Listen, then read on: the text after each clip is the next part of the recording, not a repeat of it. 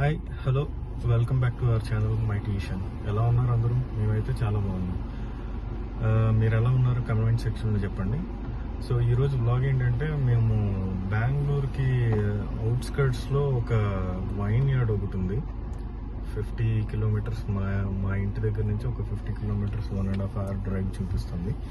So ఆ wine యార్డ్కి వెళ్ళి కొంచెం ఒకసారి ఎక్స్ప్లోర్ చేద్దామని అనుకుంటున్నా. బికాస్ చాలా రివ్యూస్ వచ్చినాయి దానికి గూగుల్లో సెర్చ్ చేస్తే.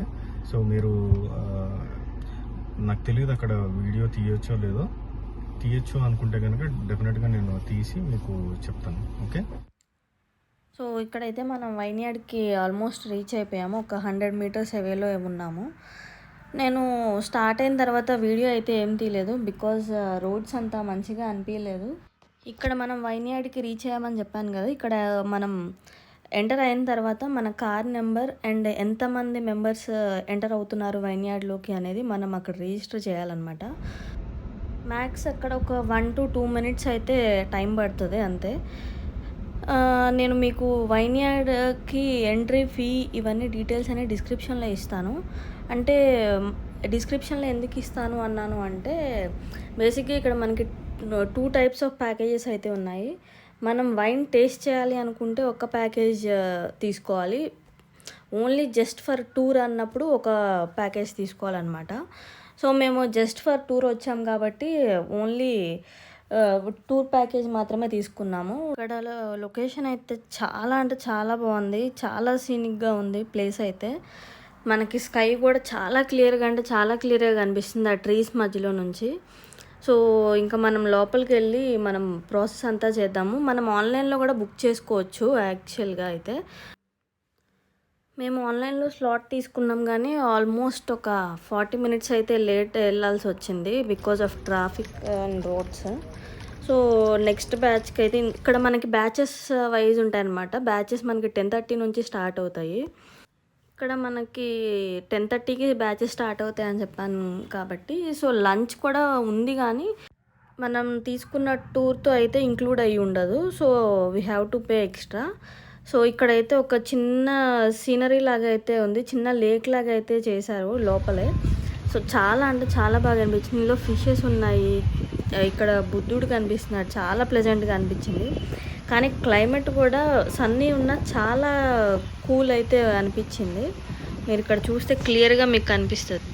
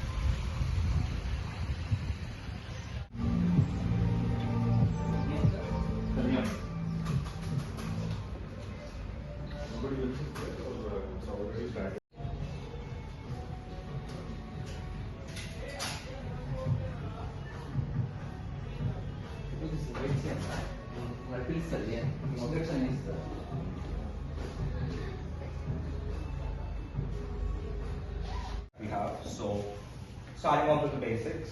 This is the base, this is the stem, bowl and the mouth. So this glass is exclusively used for sparkling wine. It's also called as a flute glass. Now we're noticing that the bowl tends to be a little narrow and tall as compared to the red and the white wine glass. Well, that's because sparkling wine has just come off carbonation and we want to preserve the freshness and the acidity in it and the flavor profile and aromas too.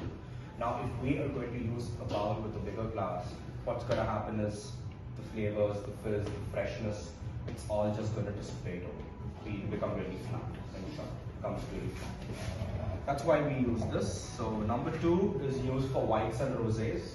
Now we notice that there's a slightly broader bowl as compared to the previous one.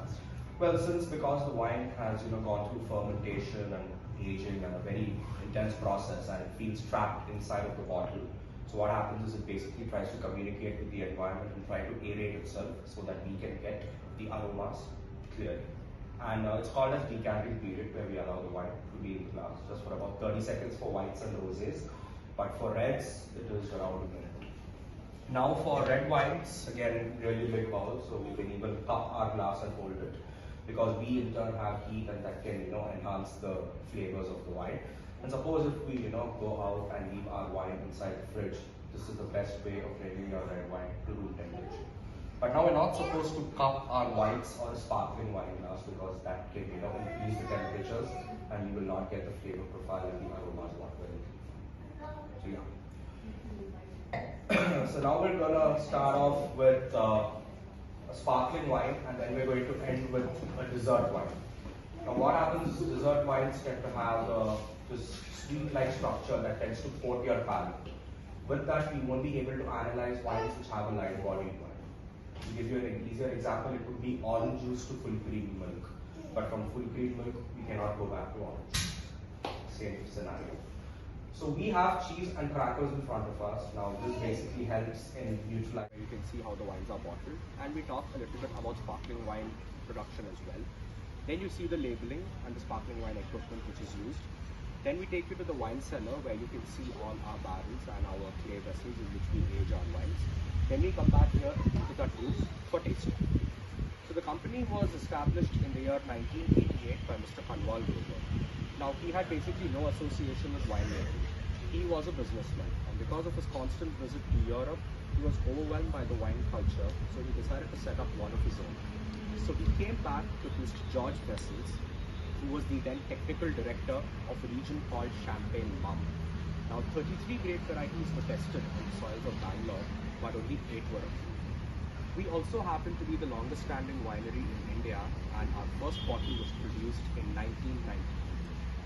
In 1995, we were joined by Mr. Michel Rolly. He is a wine consultant from Bordeaux, France. He is also known as the Flying Winemaker because he consults in various other countries as well. And with his expertise, we are able to produce wines in a unique and different style. And also in India, he only consults for us. So in the year of 2012, we merged with another winery. Any guesses where the place could be? Absolutely correct. Sanjay Gaon, Nasik, which was Zampa. Now Zampa was really established back then. They were really famous for their sparkling wines and their One Tree Hills. So since we merged with them in 2012, the company was renamed Grover Zampa Vineyards. Also in 2019, we managed acquiring stakes in a vineyard located in Varamati, Pune, which is in partnership with Four Seasons Hotel, and that was previously owned by United Spirits, and one more in Charosa, which is also close by to Nasik, which was owned by Hindustan Construction Company. Now, again in 2019, we started importing wines from Burgundy, France, under our La Reserve label, from a house called Chateau Le Hetroy, and we have 2 variants from there, the white being the Chardonnay and the red being the Pinot Noir. So it's completely bottled there, we only sell it. So as we walk through, we'll talk a little bit about the soil, a little bit about the climate and the harvest. Our grapes, in terms of sweetness, that is sugar, and acidity, we get the perfect balance over here. Now our harvest period is in the months of Jan to April, but we prohibit the second harvest by cutting the buds off, because here we focus more on quality rather than quantity. And these laws are even practiced in the European Union.